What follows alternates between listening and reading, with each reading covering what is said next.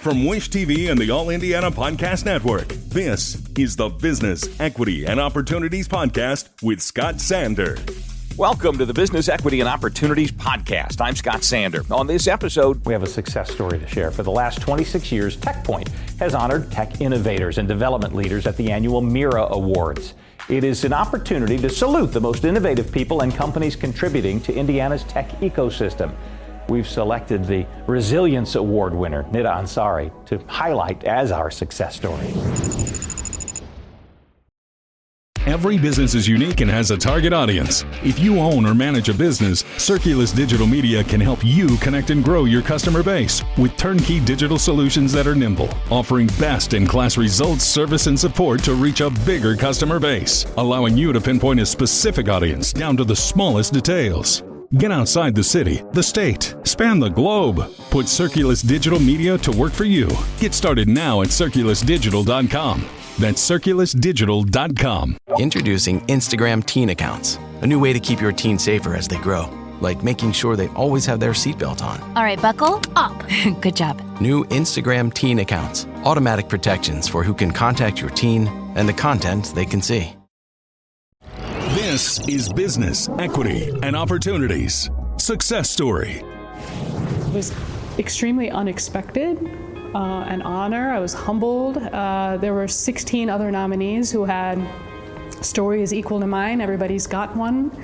I think it was validating to a degree to know that the judging panel and whomever heard my story heard it. When the day I got it, I kind of said, I feel seen and I feel heard, and it's completely true. I think that's all what any of us wants. So at the basis of it, that's how I felt. To tell that story was really personal. And I mentioned earlier when we were talking that I haven't told that story before. I didn't tell that story at all.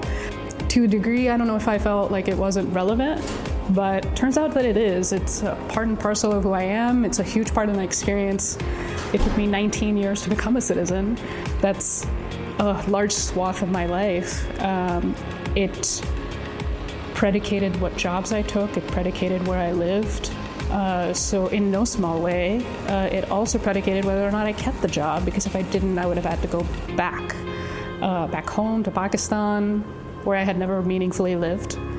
So it means a lot to hear from the tech community that my story was important, and ultimately the impact and the role I play in the tech ecosystem is seen. We moved here February 2001, which was 6-7 months before 9/11.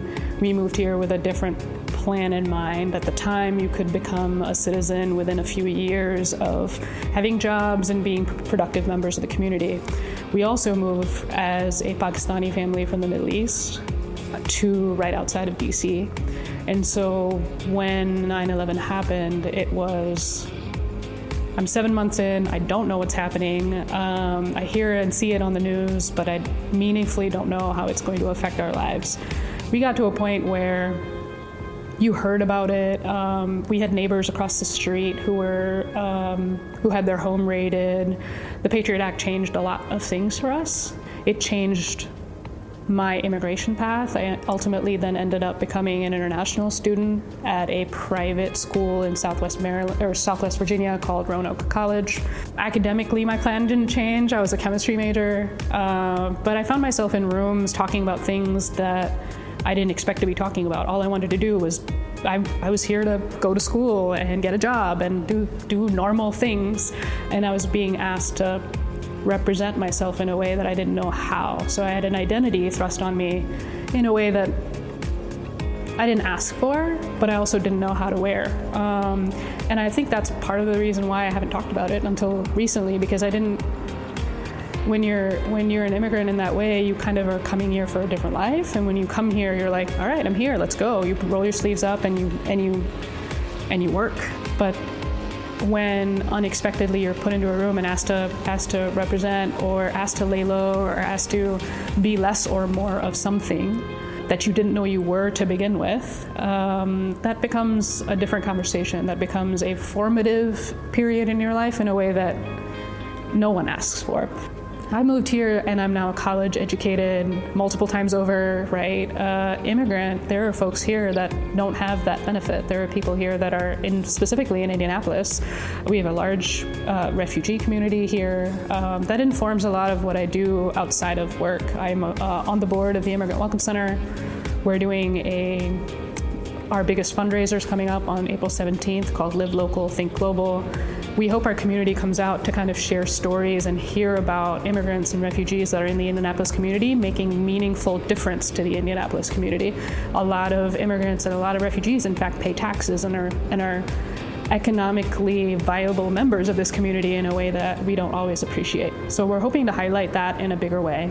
As a college-educated immigrant, it clearly puts me in a different bracket, one that I'm very, very fortunate to be in. So when I think about it and put it in perspective that way, there's worse stories out there. It did take me 19 years to become a citizen.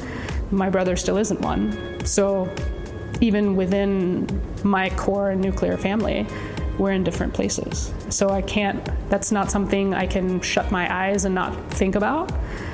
But having to talk about it feels different. Helping people and connecting them to resources they need. So that could be putting the meal packs together, that can be connecting an entrepreneur to an investor, or I connected an entrepreneur in the Bay Area recently to a lawyer here in Indiana, and they're gonna help them through a bunch of legal paperwork and all that stuff. We found a Guatemalan passport on the street in the city a few weeks ago. We didn't know where to take it, and so we reached out to the Immigrant Welcome Center, and they were able to give us formal guidance on what to do with it. That felt gratifying because it was a closed loop. But yeah, in general, I think it's understanding that we can make a difference in small and big ways. And that connection is extremely important to be able to do that, right? So the fact that I have somebody to call when we find a Guatemalan passport, it's such a niche situation.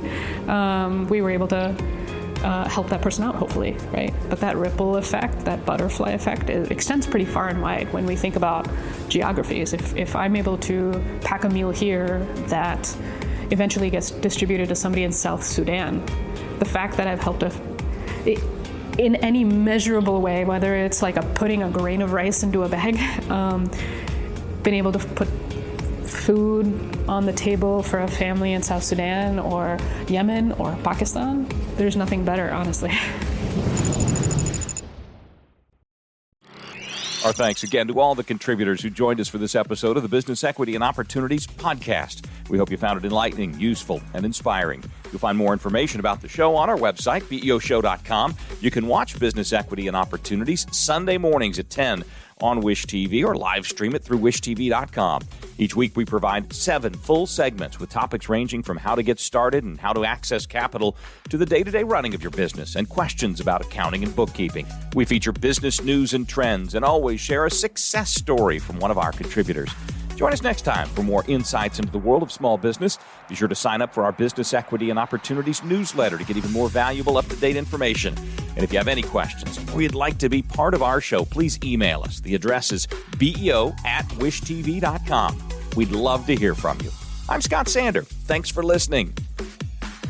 Watch the Business Equity and Opportunities show on Wish TV and access all of our content and share it on demand anytime at BEOshow.com. You can find more podcasts from Wish TV on the All Indiana Podcast Network at allindianapodcastnetwork.com.